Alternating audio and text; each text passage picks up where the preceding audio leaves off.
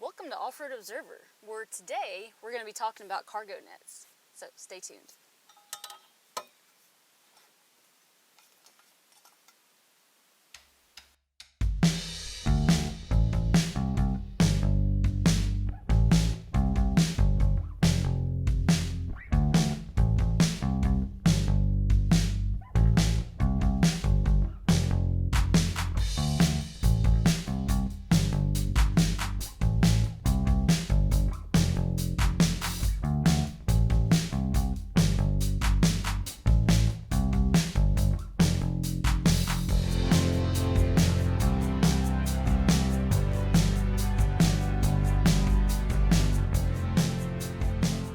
So you may be asking, why cargo nets?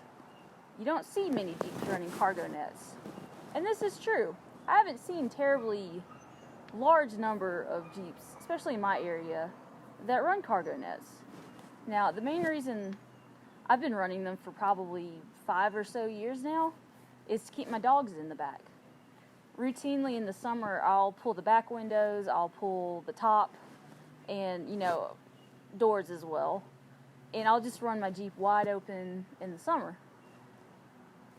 Now, when my dogs come with me, I just like to have a little bit of extra peace of mind that they're not going to be able to get out, or at least get out as easily. So I started out with a standard Smitty built, I think it's a CRES cargo net.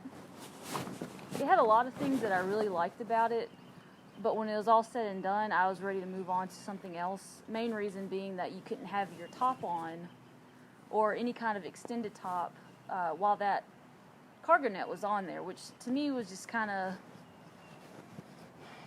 I just didn't like it. So I moved on to the newer version of that net, which was actually designed to be with your top. So you could have it on, year round, not ever have to take it off. And at some point though, that got cumbersome. So I ended up with this most recent net. And so far I've only had it a few days, but I'm super happy with it. And we're just going to go over a couple reasons, why, and, just to go over cargo nets in general and what you maybe need to look out for when you're buying one and, stuff that you may not have considered before. So here we go. So one of the things you want to think about when you're getting your cargo net or looking at them is how the back opens.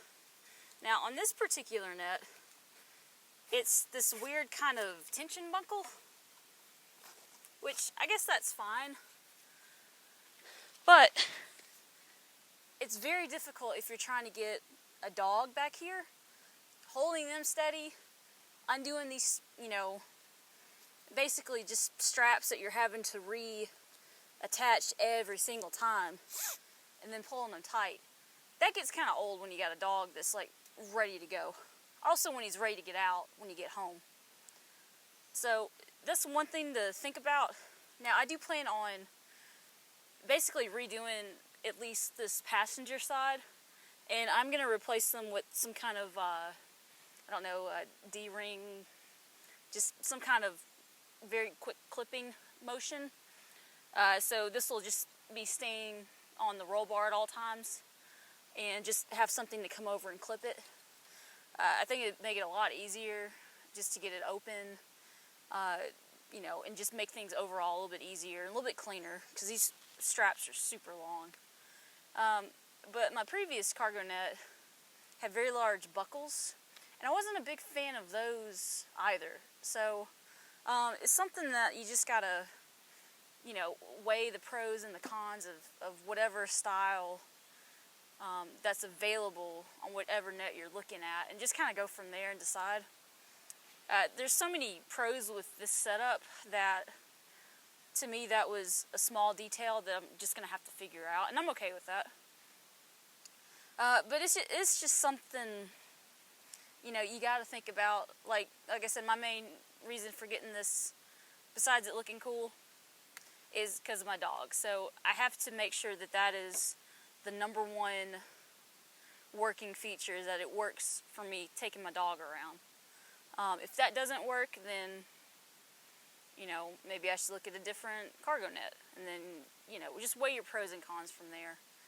It's something you got to figure out. A lot of folks will go with the standard style Smittybilt net, the one that I had originally. But, they're not running regular soft tops. They're running like fastbacks that don't require, a frame mechanism or anything like that. They may not have dogs to worry about. Even though that was like the easiest one of all when it came to opening the back. But it's just one of those things that you got to figure out what works best for you. And sometimes you can modify these things as needed, and sometimes you're just stuck with it. But just something to think about in the grand scheme of things with these things. Things. Yeah. One of the things you need to pay attention to with whatever net you decide to get, if you decide to get one, is how does it fit with your top configuration. Now, clearly I have a soft top. I don't have a hard top. But I normally pull this for the summer anyways and go with a safari style top. So usually the style doesn't matter because I'm covered either way. The good thing about this most recent net that I've gotten is it works super easy with the standard soft top. So I may run this more than I have in the past, because usually I pull this top and go to the safari top just to make it easier to work with the cargo net in the first place. So this is kind of a happy surprise when I got this one versus the previous two that I had. So I'll show you guys now just how easy it is to get your soft top on with this particular cargo net, this particular style of cargo net. So here we go.